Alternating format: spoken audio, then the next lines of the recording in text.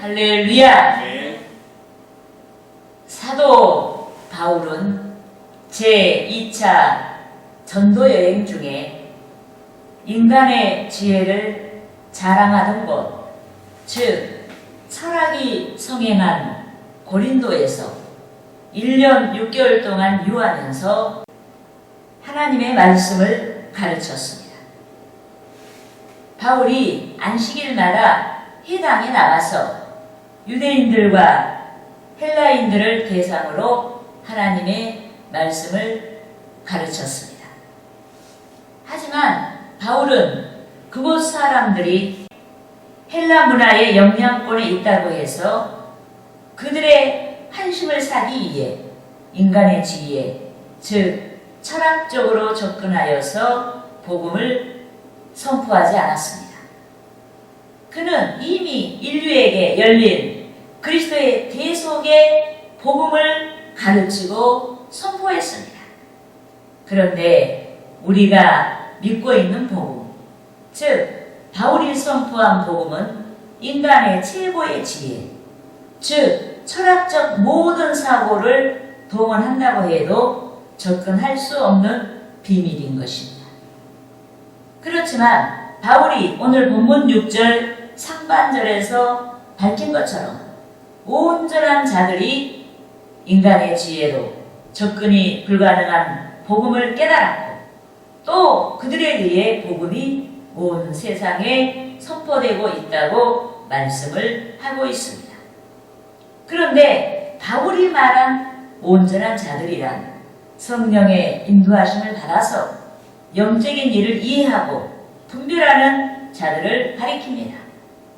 요컨대 그들은 하나님의 계시의 산물인 영적인 일, 즉 성령의 사역을 깨닫습니다. 그렇지만 세상이 인정하는 지혜자라고 해도 육신에 속한 사람은 성령의 일을 깨달을 수도 없고 받을 수도 없는 것입니다. 여러분 따라하시겠습니다. 고린도전서 2장 14절 말씀. 육에 속한 사람은 하나님의 성령의 일들을 받지 아니하나니 이는 그것들이 그에게는 어리석게 보임이요 또 그는 그것들을 알 수도 없나니 그러한 일은 영적으로 분별되기 때문이라. 여러분 바울은 본문 6절 중반절 이하에서 절대 유일한 성령의 지혜를 말하기에 앞서 육신에 속한 사람, 즉 복음의 은택의 사각지대에 놓인 두 부류의 지혜를 말하는 자들에 대해 말씀했습니다. 본문 6절 중반절 이하 말씀을 우리가 함께 읽으시겠습니다. 이는 이 세상의 지혜가 아니요 또 이 세상에서 없어질 통치자들의 지혜도 아니요. 아멘. 여러분, 인간의 지혜는 영적인 차원의 것을 이해할 수가 없습니다. 이 때문에 보편적인 지혜를 추구하는 자들은 그리스도께서 복음의 실체임에도 예수께서 중죄인에게 가해지는 십자가 형벌을 받았다는 연유로 예수님을 구원자로 받아들일 수가 없는 것입니다. 특히 유대인들은 인류의 구원이 아닌 모든 적대 세력으로부터 그들의 민족을 구원할 자를 기다렸습니다. 이 때문에 그들은 능력을 행하시는 그리스도를 한호했음에도 십자가를 짊어지신 예수를 더 이상 그들의 메시아로 받아들이지 아니했습니다. 여러분, 하나님의 지혜는 세상이 감당할 수가 없는 줄 믿습니다. 그 누구도 감당할 수가 없습니다. 모든 세대의 통치자들까지도 감당할 수가 없습니다. 결국 그들이 하나님의 지혜를 감당할 수 없는 까닭에 영광의 주님을 십자가에 못 박고 말았습니다. 본문 8절 말씀을 우리가 함께 읽으시겠습니다. 이 지혜는 이 세상의 이 세대의 통치자들이 한 사람도 알지 못하였나니 만일 알았더라면 영광의 주를 십자가에 못 박지 아니하였으리라. 아멘. 여러분, 그리스도를 십자가에 못 박은 사건이 인류의 저열한 지혜를 입증하는 동시에 하나님의 완전하신 지혜를 증언하고 있는 것입니다. 그런데 이사야는 오늘 본문 9절에 기록된 말씀을 예언했습니다. 성령의 능력, 즉 성령께서 가르쳐 주신 지혜의 말씀으로 약 700년 후에 탄생하실 메시아의 출현을 예언했습니다. 그가 도저히 인간의 지혜로 접근할 수 없는 메시아 예언을 한 줄 믿습니다. 본문 9절 말씀을 함께 읽으시겠습니다. 기록된 바 하나님이 자기를 사랑하는 자들을 위하여 예비하신 모든 것은 눈으로 보지 못하고 귀로 듣지 못하고 사람의 마음으로 생각하지도 못하였다 함과 같으니라. 아멘. 여러분, 바울은 본문 9절에서 성령의 높고 깊고 한량없이 넓은 지혜를 말하기 위해 성령의 능력에 감동된 이사야 예언을 인용했습니다. 그런데 바울이 본문 7절에서 밝힌 것 같이 인류의 영광, 여기 모인 우리의 영광을 위해 만세전에 미리 정하신 지혜는 더 이상 비밀이 아닌 것입니다. 하나님의 영이신 성령의 능력에 의해 성령이 함께하는 자들이 또 성령 충만한 우리들이 동날하게 되는 줄 믿습니다. 여러분, 본문 10절, 11절 말씀을 같이 읽으시겠습니다. 오직 하나님이 성령으로 이것을 우리에게 보이셨으니 성령은 모든 것, 곧 하나님의 깊은 것까지도 통달하느니라. 사람의 일을 사람의 속에 있는 영 외에 누가 알리요? 이와 같이 하나님의 일도 하나님의 영 외에는 아무도 알지 못하느니라. 아멘. 여러분, 하나님의 모양과 형상대로 창조된 우리가 영적인 존재로서 우리의 영만이 우리의 속사람을 깨닫듯이 하나님의 일도 하나님의 영 외에는, 예수 그리스도의 영 외에는 아무도 깨달을 수가 없는 것입니다. 하나님의 영이신 성령께서 함께하는 자만이 성령께서 깨닫게 하시는 지혜로 하나님의 일을 깨닫게 되는 줄 믿습니다. 그러므로 저는 주의 지혜로 깨닫는 것이란 제목으로 하나님께서 자기를 사랑하는 자, 즉 우리를 위해 예비하신 것들에 대해서 알아보고 성도 여러분과 함께 은혜를 나누고자 하는 것입니다. 할렐루야. 네. 따라하시겠습니다. 첫째로 예수께서 구원자 되심을 깨닫는다. 주의 지혜로 깨닫는 것, 성령이 함께 하셔서 주의 지혜로 깨닫는 것은 예수께서 구원자 되심을 깨닫는 것이다. 여러분, 하나님께서는 범죄한 아담과 하와를 버리지 아니하시고 그들에게 긍휼과 인애를 베풀어 주시며 인류의 구원을 예시하셨습니다. 그런데 아담과 하와에게 베풀어 주신 하나님의 사랑은 인류의 구원을 위한 사랑의 예표입니다.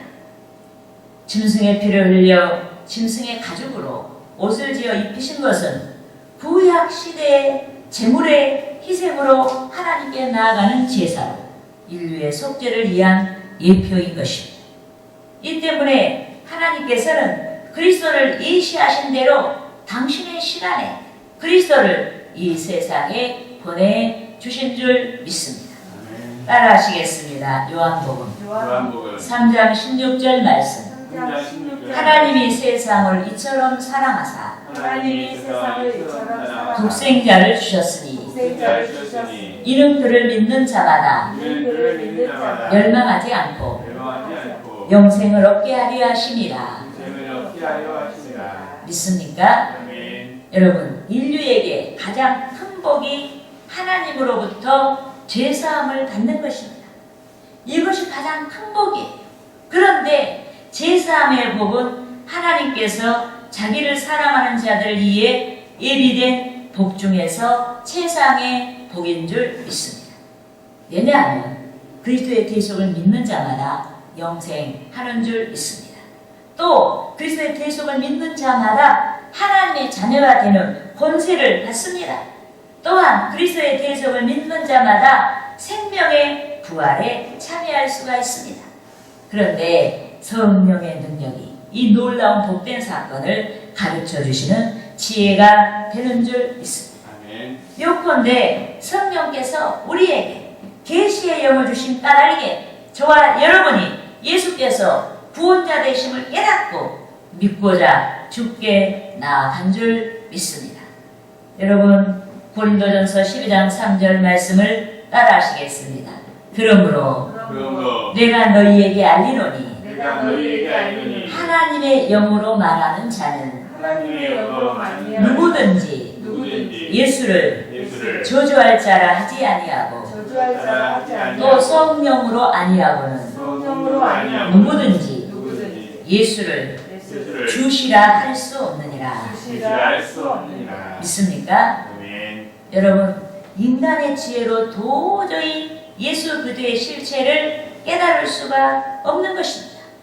오직 주의 성령께서만이 주께서 인류의 구원자 되심을 깨닫게 하는 지혜요 능력이 되는 줄 믿습니다.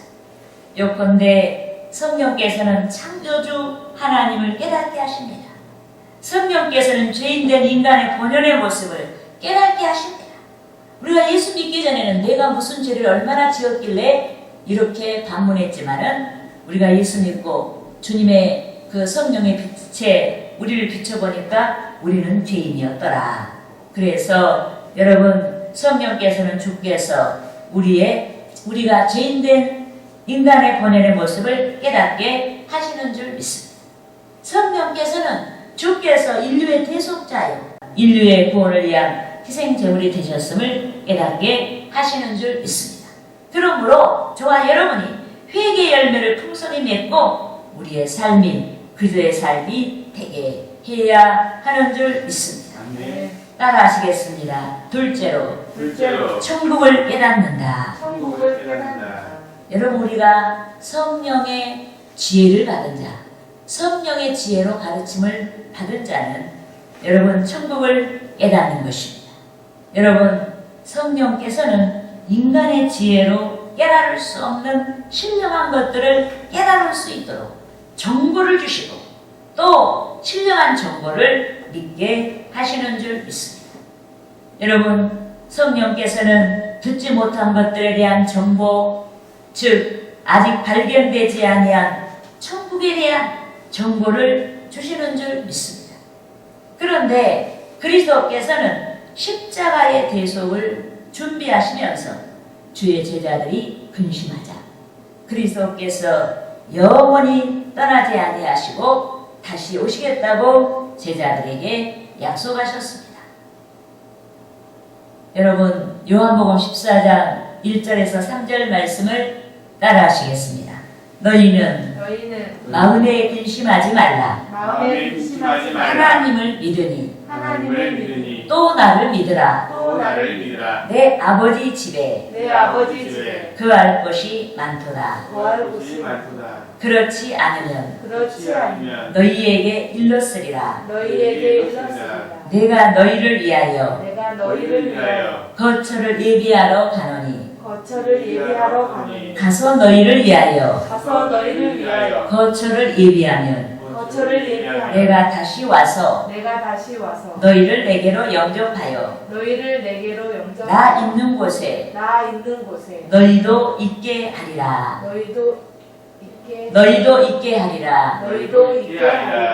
여러분 주께서 대속을 이루셔야 주의 대속을 믿는 자들이 구원을 받는 것입니다.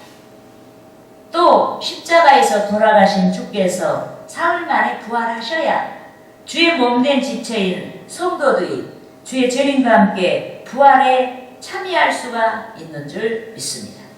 또한 주께서 천국의 길이 되셔서 먼저 천국으로 들어가셔야 주를 믿는 자들이 주와 함께 천국에서 안식하는 은혜를 누리게 되는 줄 믿습니다.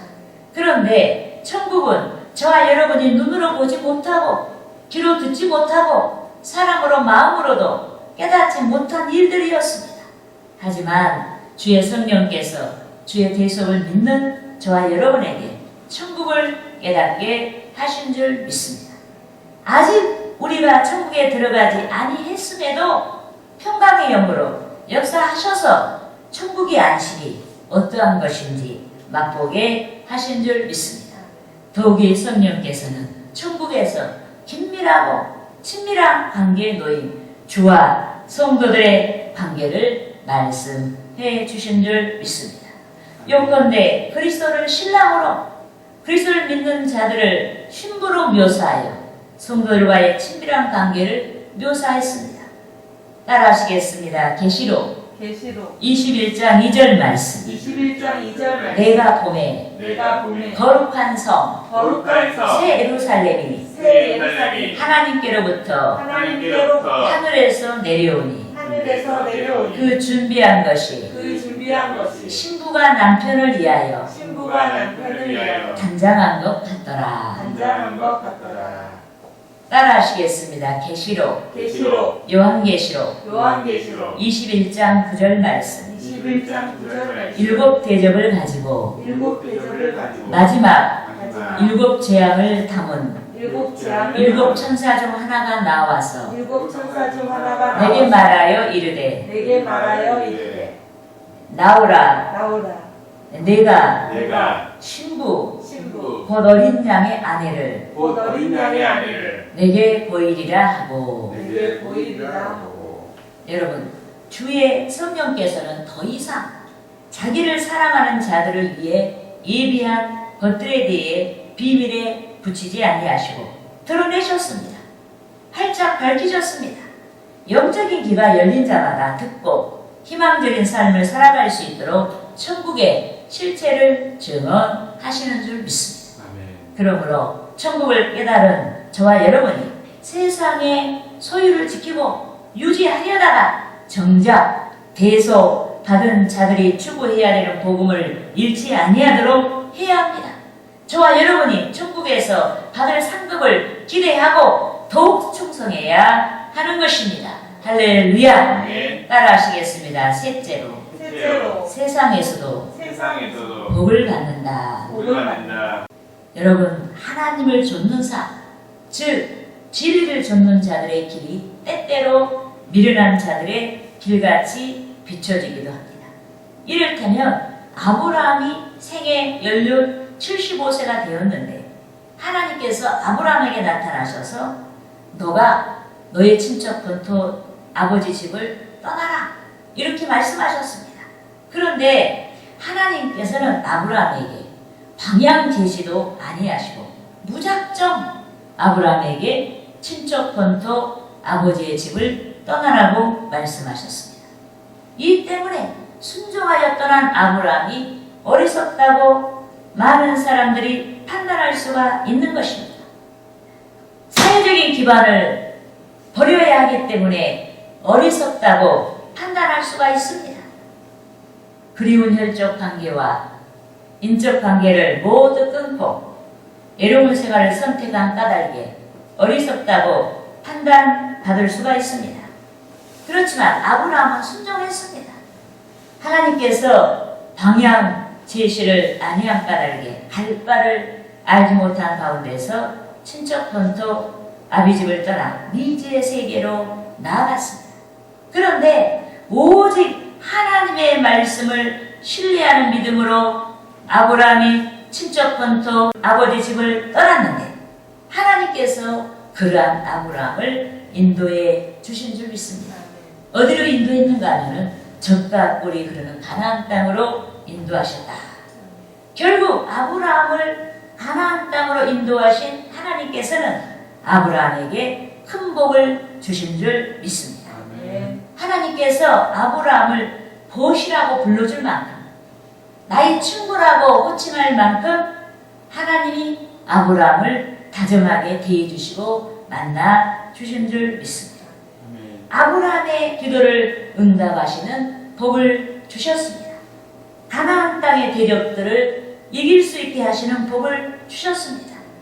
믿음의 조상이 되는 복을 주셨습니다. 거부가 되는 복을 주셨습니다. 그런데 하나님께서 우리 교회와 저에게도 복을 주셨습니다. 요컨대 우리 교회가 23년 전에 도봉구 방학동 사역지에서 장애일동 233의 357 사역지로 인도함을 받았습니다. 방학동에서 상가 임대를 들었는데 매월 임대료를 정산하고 나면 교회 재정이 바닥이 났습니다. 그래서 여기 이 목사가 성도들과 함께 기도하기 시작했습니다. 주여, 단 한 평의 이 땅도 좋으니까, 단 한 평의 초소도 좋으니까 상가 임대가 아닌 우리 교회 건물을 주시옵소서 하고 기도드리기 시작했습니다. 결국 기도하다가 현재 우리가 예배보고 있는 이전 사역지 장일동 233의 357번지 다세대 주택을 매입하여서 교회 사역을 펼치기 시작했습니다. 그런데 장일동 233의 357 소재 사역지가 당시 초막같이 낡은 건물이었는데 이미자 목사 눈에는 그것이 낡은 건물처럼 보이지 아니하고 굉장히 아름답게 보여졌어요. 그래서 이 목사가 이것이 주님의 인도여 뜻인 줄 믿고 그곳을 매입했습니다. 하지만 지인들은 이구동성으로 그것이 형편없다고 말했습니다. 너무 형편이 없어서 자기 같으면 거저준다고 해도 사역지로 사용하지 않겠다고 하나같이 똑같은 말을 하기 시작했습니다. 여러분, 이는 성령의 시야와 인간의 시야에서 오는 차이인 것입니다. 인간의 판단과 성령의 판단은 다른 거예요. 인간의 감각과 성령의 감각은 다른 거예요.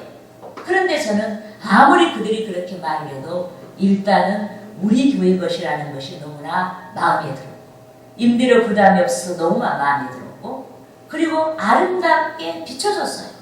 아름답게 느껴졌어요. 뭔가 그곳에서 하나님이 큰 일을 이룰 것처럼 뭔가 영적으로 느껴지는 게 있었다.